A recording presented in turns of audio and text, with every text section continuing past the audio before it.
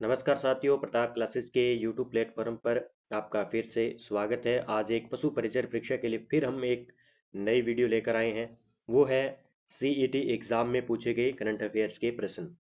देखिए, अभी आपको पता है कि राजस्थान कर्मचारी चयन बोर्ड ने आंसर की जारी की है सीईटी ग्रेजुएशन लेवल की।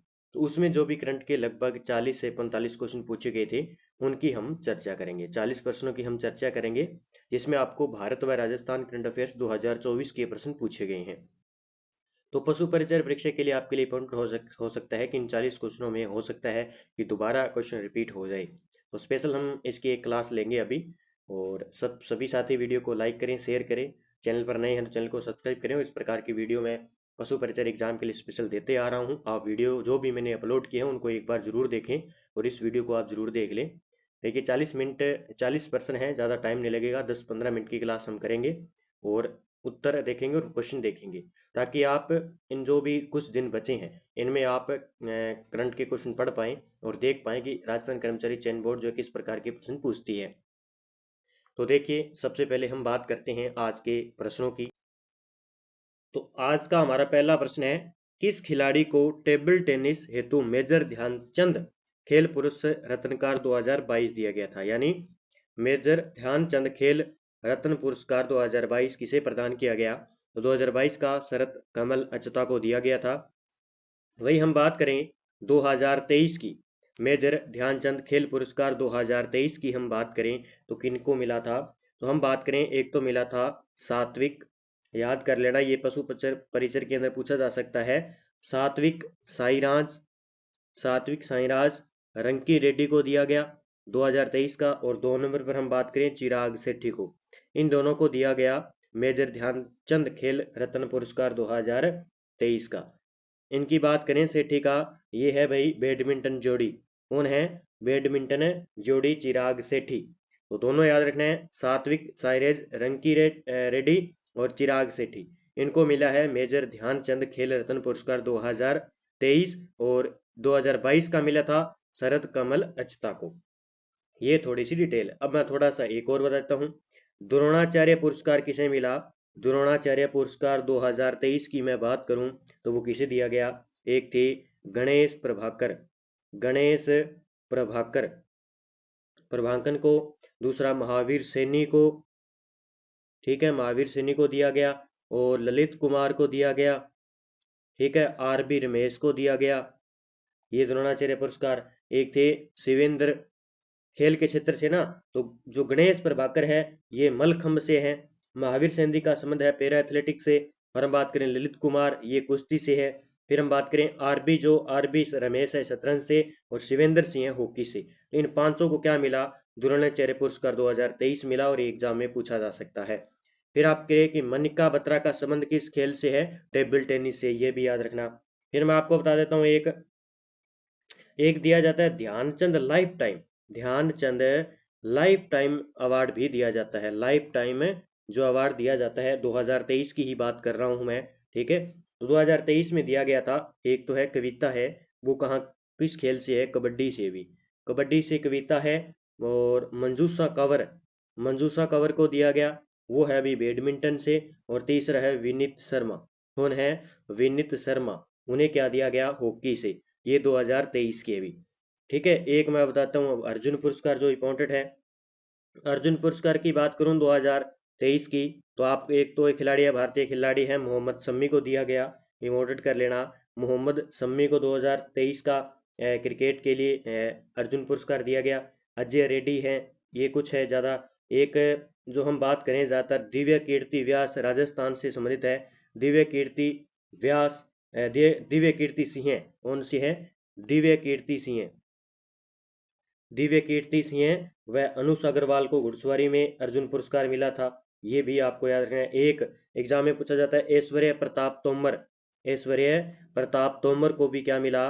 2023 का शूटिंग के लिए अर्जुन पुरस्कार मिला हुआ है। ये भी याद रखना है। अंतिम पंघाल को कुश्ती के लिए मिला है, ठीक है। तो ये थोड़ा सा याद रखना। शीतल देवी है, पैरा तीरंदाजी है। तो ये थोड़े से आपको याद करने भी। आगे देखते हैं, अगला प्रश्न पूछा गया था, देखिए, किस भारतीय ने 2023 का रेमन मैग्सेसे पुरस्कार जीता है? ये देखो इस प्रकार के, तो रेमन मैग्सेसे पुरस्कार की बात करें तो ये रवि कन्नड़ के द्वारा जीता गया। किसके द्वारा? रवि कन्नड़ के द्वारा जीता गया। अब मैं आपको बताता हूं कि जो 2024 के रेमन मैग्सेसे पुरस्कार है 2024 के, उसके बारे में बता देता हूँ, आ सकता है आपके एग्जाम में आ जाए। ये 31 अगस्त को घोषणा हुई थी रेमन मैग्सेसे पुरस्कार की। तो इसमें देखिए 5 व्यक्तियों को दिया गया था, एक तो याद रखना है 5 व्यक्तियों को, देखते हैं अलग अलग देशों को दिया गया था। पहला हम बात करें कर्मा फुत्सो। कर्मा फुत्सो ये है भी भूटान देश की कर्मा, ठीक है। कर्मा फुत्सो है भूटान के। फिर है, एक और बात करता हूँ अगले, वो है ग्युएन, नाम थोड़े हार्ड है, ग्युएन थी नगोक, ग्युएन थी नगोक फुओंग। ये किस देश के हैं? ये वियतनाम के हैं। इन्हें जो दिया गया रेमन मैग्सेसे पुरस्कार 2024 का। एक मैं बात करता हूँ फरवीजा, फरवीजा फरहान, ये भी है जिन्हें फरहान रेमन मैग्सेसे पुरस्कार दिया गया, इंडोनेशिया के हैं ये। कहाँ के हैं? इंडोनेशिया के हैं। फिर हम बात करूँ मिया मिया मियाजाकी, मियाजाकी हायायो, ये है भी जापान के। इन्हें भी रेमन मैग्सेसे 2024 दिया गया। एक भाई ग्रामीण चिकित्सालय आंदोलन हुआ था थाईलैंड के अंदर, आंदोलन से संबंधित है, वो दिया गया। तो ये 5 याद रखने। और 2023 का दिया गया रवि कन्नड़ को। किसको? रवि कन्नड़ को। और 5 मैंने 24 के बता दिए। अगला प्रश्न देखिए, बहुत ही अच्छा प्रश्न है, और राजस्थान की एक योजना है डॉक्टर सविताबेन अम्बेडकर अंतरजातीय विवाह सहायता योजना की शुरुआत किस वर्ष की गई? की शुरुआत किस वर्ष की गई? ये 2006 की योजना है भी। कौन सी योजना है? 2006 की योजना है, याद रख लेना, यहां से प्रश्न पक्का आएगा। तो 2006 की योजना है, अंतरजातीय विवाह सहायता योजना है 2006 की। देखिए इसमें अब राशि जो बढ़ाकर कितनी कर दी गई है? 10 लाख। पहले कितनी थी? 5 लाख थी, लेकिन अब इसमें राशि बढ़ाकर कितनी कर दी गई है? 10 लाख रुपए। ये एग्जाम में पूछा जा सकता है, कितनी राशि कर दी गई इसके अंदर? 10 लाख सहायता राशि कर दी गई है, ठीक है। तो याद कर लेना, अच्छे तरीके से एग्जाम में पूछा जा सकता है। 10 लाख कर दिए, बस इतना ज्यादा याद कर लेना है, ठीक है। और संचालित कौन करता है आपसे पूछा जाए तो सामाजिक न्याय व अधिकारिता विभाग की ओर से ये संचालित की जाती है, 10 लाख से 5 लाख, ठीक है। आगे बात करते हैं अगला, राजस्थान हथकरघा नीति कब लागू की गई? अब देखिए राजस्थान हथकरघा नीति को लागू कब किया गया, ये याद कर लेना, एग्जाम में पूछी जाती है बार बार। 17 सितंबर 2022 को राजस्थान हथकरघा नीति लागू की गई थी, आगामी एग्जाम में पूछी जा सकती है।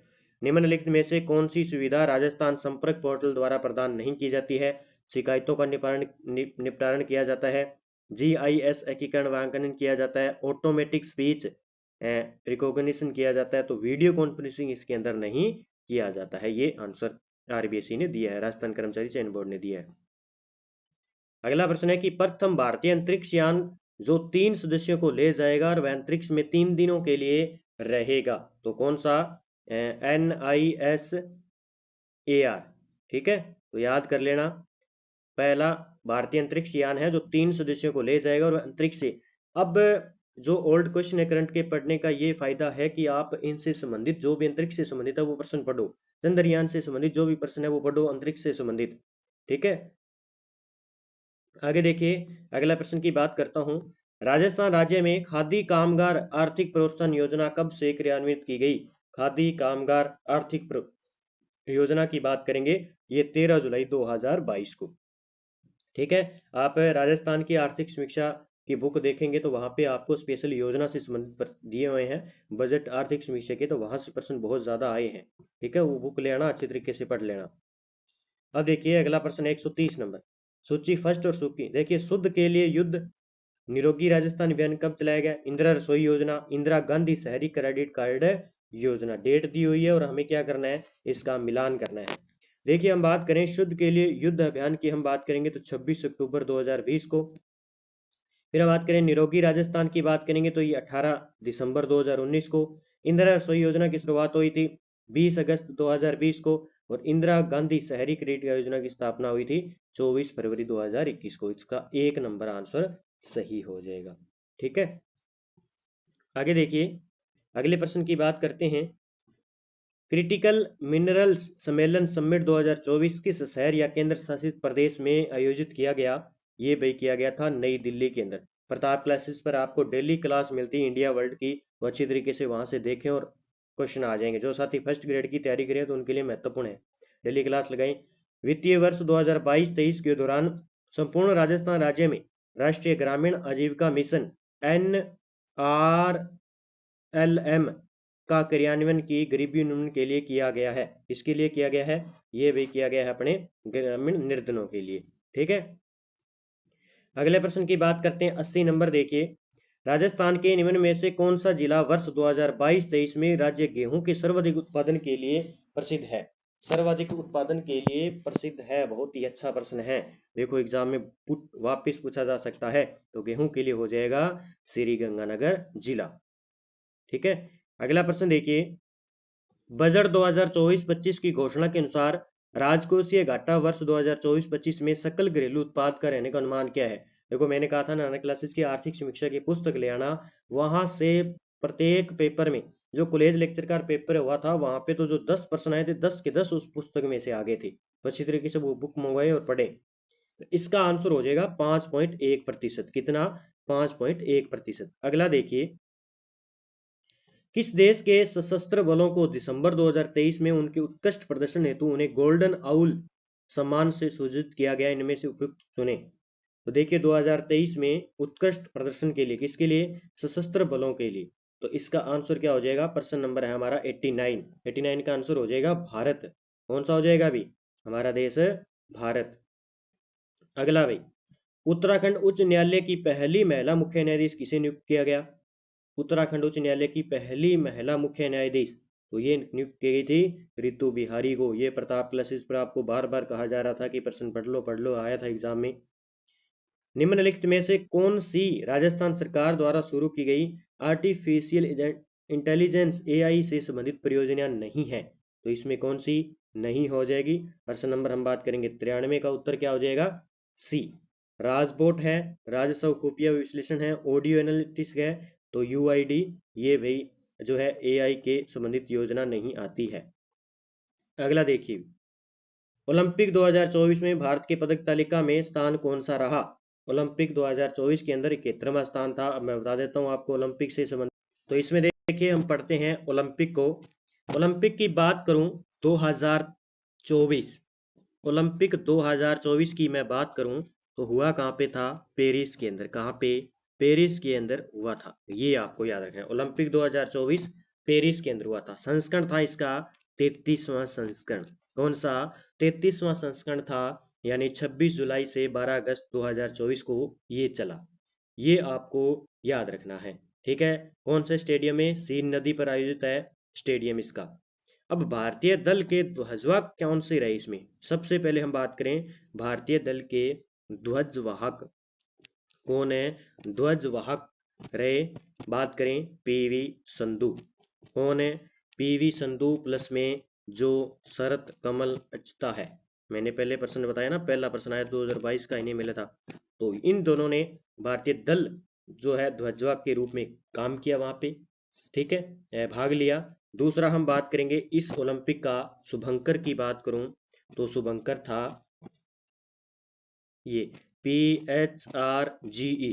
ठीक है, याद कर लेना। और हम बात करें जो क्या है फ्रांसीसी क्रांति का एक प्रतीक है। इसमें भारतीय ओलंपिक हम बात करें 2 नंबर पर, भारतीय ओलंपिक एसोसिएशन के अध्यक्ष है PT उषा। भारतीय दल का नेतृत्व किया था नीरज चोपड़ा ने। ठीक है, ये भी याद रखना है आपको। और पदक तालिका में भारत का 71वां स्थान रहा। देखिए कुल मेडल की बात करूं पूछा जाए तो कुल मेडल जीते थे भारत ने 6, जिसमें से गोल्ड की बात करेंगे तो कितने भी 0, रजत की बात करूंगा तो 1, और कांस्य जीता था, कांस्य जीते 5। ठीक है, ये आपको याद रखना है, जो कि 2020 में भारत ने 7 पदक जीते थे। तो ये थोड़ा सा आपको याद रखना है। अब देखिए इसमें पदक देखें, मन्नू भाकर कौन थी? मन्नू भाकर की मैं बात करूं तो मन्नू भाकर ने 10 मीटर एयर पिस्टल में 10 मीटर एयर पिस्टल में कौन सा? Gold medal. बस इतना याद करना है, गोल्ड मेडल किस में? 10 मीटर एयर पिस्टल में। ठीक है, 10 मीटर एयर पिस्टल में मन्नू भाकर ने गोल्ड मेडल जीता है। ठीक है, ये भी याद रखना है। और ये है कहाँ की? हरियाणा की है, झज्जर हरियाणा की है ये भी आपको याद रखना है। दूसरा मैं बता देता हूँ, नीरज चोपड़ा। नीरज चोपड़ा की मैं बात करूं, दूसरे खिलाड़ी थे हमारे नीरज चोपड़ा, और इन्होंने भाला फेंक के अंदर, ज्वेलिन थ्रो इनका गेम है, भाला फेंक के अंदर इन्होंने 89.45 मीटर का भाला फेंककर कौन सा पदक जीता? कांस्य पदक जीता था। कौन सा? रजत पदक जीता। ठीक है, कौन सा? तो हो जाएगा रजत पदक। रजत एक ही आया था जो कि नीरज चोपड़ा ने जीता था। तो ये आपको याद रखना है। ठीक है, नीरज लगातार 2 ओलंपिक में पदक जीतने वाले तीसरे भारतीय बने थे। फिर हम बात करूंगा, एक तो मन्नू भाकर, प्लस में एक थे इनके साथ में सर्वजीत सिंह, वह ये यानी सर्वजोत, दोनों याद रखना है। ये मिश्रित जोड़ी के अंदर थे, वो पैरा ओलंपिक पेरिस ओलंपिक के अंदर, पैरा ओलंपिक अलग है। तो इसमें इन्होंने 10 मीटर थी इनकी, 10 मीटर पिस्टल के अंदर इन्होंने ब्रॉन्ज मेडल जीता था। ठीक है, कौन सा? कांस्य पदक जीता था, ये याद रखना है। एक मैं बता देता हूं, स्वप्निल कुसाले, इन्होंने जीता था भाई शूटिंग के अंदर और 50 मीटर राइफल के अंदर, 50 मीटर राइफल के अंदर इन्होंने कांस्य पदक जीता। कौन सा? कांस्य पदक जीता, ये याद रखना है। एक है हमारे अमन सहरावत। अमन सहरावत, अमन सहरावत की बात करेंगे, इनका संबंध है कुश्ती से। किससे है? कुश्ती से है, और ये 51 किलोग्राम वजन में कुश्ती खेलते हैं। ये याद कर लेना, ये एग्जाम में पूछा जा सकता है और पूछा भी गया है। जो कल एग्जाम हुआ था फर्स्ट ग्रेड का, उसमें पूछा गया था। ठीक है, तो ये याद रख लेना। और छठा मेडल इन्होंने जिताया था और कांस्य पदक जीता था, अमन सहरावत की बात करें तो। ठीक है, ये थोड़ी सी डिटेल मैंने आपको बताई है जो कि एग्जाम के लिए इंपॉर्टेंट है। अब मैं बता देता हूँ आपको, एक हुआ था पेरिस पेरालंपिक, पेरा जो दिव्यांग के लिए होता है, पेरालंपिक के अंदर मैं थोड़ी सी डिटेल आपको बता देता हूँ।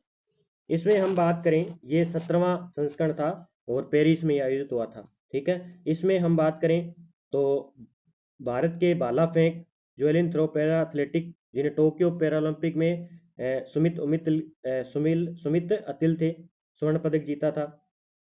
देखिए, पदक विजेता की बात करूं,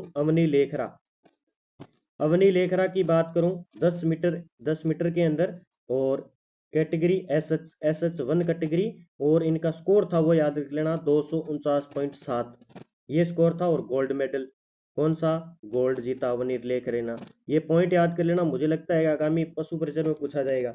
दूसरा मोना अग्रवाल, ये तो बार बार आ रहा है, मोना अग्रवाल का बार बार आ रहा है। मोना अग्रवाल का 10 मीटर में और SH1 इनकी कैटेगरी है, और कांस्य पदक जीता। कौन सा? कांस्य पदक।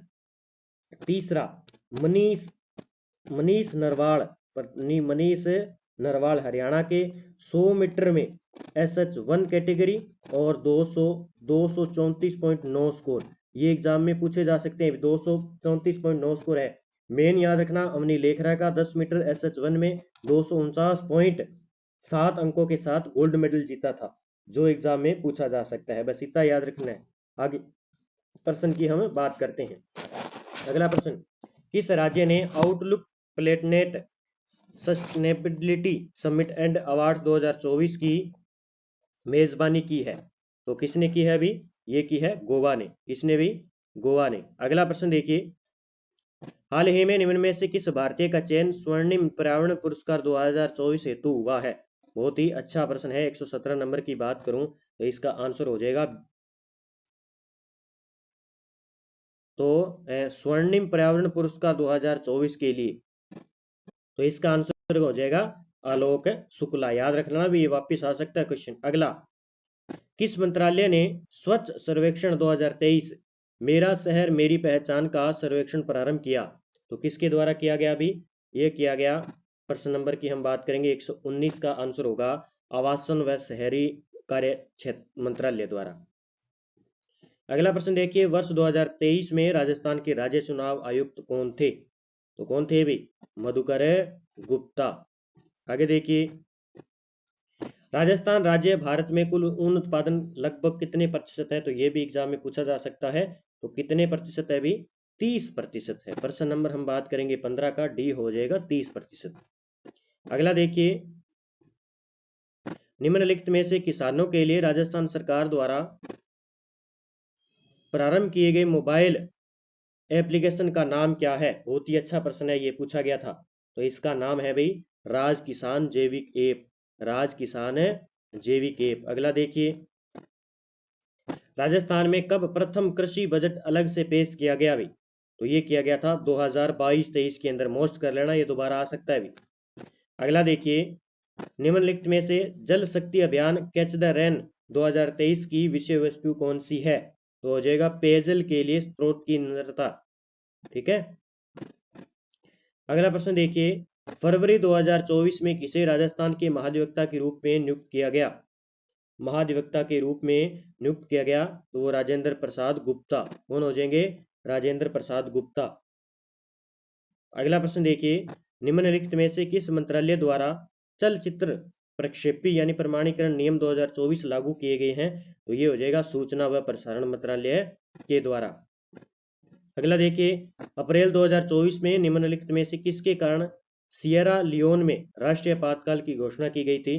प्रश्न नंबर हम बात करेंगे 41 का, इसका आंसर हो जाएगा ए, जो भी मादक द्रव्य का दुरुपयोग के लिए आपातकाल लगाया गया था।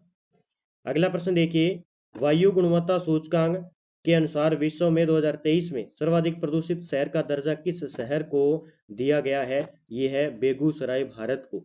ठीक है, मोस्ट कर लेना, भी इसे पूछा जा सकता है। राजस्थान में खेती के क्षेत्र का लगभग प्रतिशत है?